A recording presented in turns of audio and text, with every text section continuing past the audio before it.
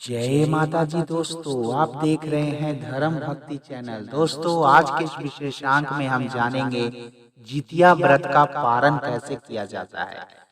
जितिया व्रत के पारण में कुछ सावधानियां बरतनी चाहिए जो जाने अनजाने हम भूलवश गलती कर बैठते हैं।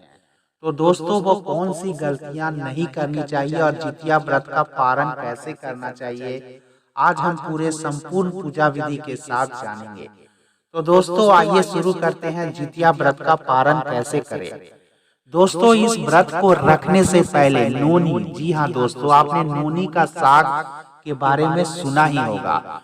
तो आखिर नोनी का साग खाने की क्या परंपरा रही है। इस व्रत के पारण के बाद महिलाएं जो है जितिया का लाल रंग का धागा किस प्रकार लपेटती है और क्यों लपेटती है, ये भी हम जानेंगे। साथ ही साथ जो सरसों का तेल और खल चढ़ाया जाता है उनका क्या प्रयोग होता है, क्या यूज होता है, इन सभी तमाम बिंदुओं के बारे में चर्चा करेंगे। तो दोस्तों, चलिए जानते हैं पारण कैसे करें। जैसा कि आपको पता ही है दोस्तों, जितिया व्रत की पूजा एक दिन पहले शुरू होती है और तीसरा दिन खत्म होती है। जिस तरह छठ पूजा मनाया जाता है उसी तरह नहाय खाए के साथ जितिया भी शुरू होता है। पहले दिन नहाय खाए के बाद महिलाएं पूजा करती है और अगले दिन खुर जितिया को मुख्य व्रत का पालन करती है। दोस्तों, आपको पता है कि यह व्रत पूरी तरह से निर्जला व्रत होता है और व्रत के अगले दिन पारण होता है। एक दिन पहले से ही यह व्रत शुरू कर ले और जितिया जो अष्टमी के दिन होता है, लेकिन सप्तमी से इसके पूजन का विधान शुरू हो जाता है। सुबह स्नान के बाद सर्वप्रथम निर्जला व्रत का संकल्प लिया जाता है और फिर पूजन आरंभ किया जाता है। अष्टमी तिथि को प्रदोष काल में जीमूत वाहन की पूजा होती है और पूजा करने से पहले पूजा स्थल को अच्छे से साफ कर लिया जाता है। इसके बाद गाय के गोबर से पूजा स्थल को लीप लिया जाता है और यदि गोबर से लीपने की व्यवस्था न हो तो एक पीढ़े को गोबर से लीप ले और इसी पर पूजा की प्रक्रिया जो है निभाया जाता है। इसके बाद मिट्टी से एक छोटा सा तालाब बना ले और इसके निकट ही एक पाकड़ की डाल खड़ी कर दे।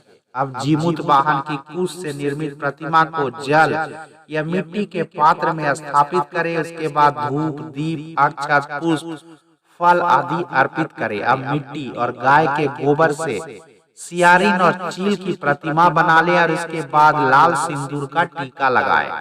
इसके बाद हाथ जोड़कर उनके समक्ष संतान के सुख और जीवन के लिए प्रार्थना करे। अगले दिन दोस्तों, जितिया व्रत का भगवान से विधिवत पूजा अर्चना के साथ पारण करे।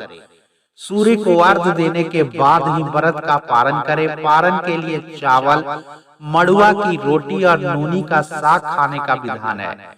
इस साल जीवित पुत्रिका का पारण जो है बहुत ही शुभ समय सुबह 8 बजे तक है दोस्तों, और 8 बजे से शुरू भी हो रहा है। इस दौरान आपको 8 से लेके 1 से 2 घंटे के बीच आपको पारण इसका कर लेना है। संतान की रक्षा करने वाला यह सबसे बड़ा जितिया व्रत जो है धूमधाम से मनाया जाता है। लेकिन अब प्रश्न उठता है कि आखिर नोनी का साग क्यों खाया जाता है पारण के दिन। दोस्तों, नोनी का साग जो है कैल्शियम और आयरन की मात्रा उसमें होती है, जिसके कारण व्रती जो उपवास रखता है, निर्जला व्रत रखता है, उसको पोषक तत्व की कमी महसूस नहीं होती है। जो जितिया का लाल रंग का धागा गले में पहना जाता है, व्रती महिलाएं वो व्रत जो है आपके संतान की उम्र के लिए संतान की रक्षा करती है।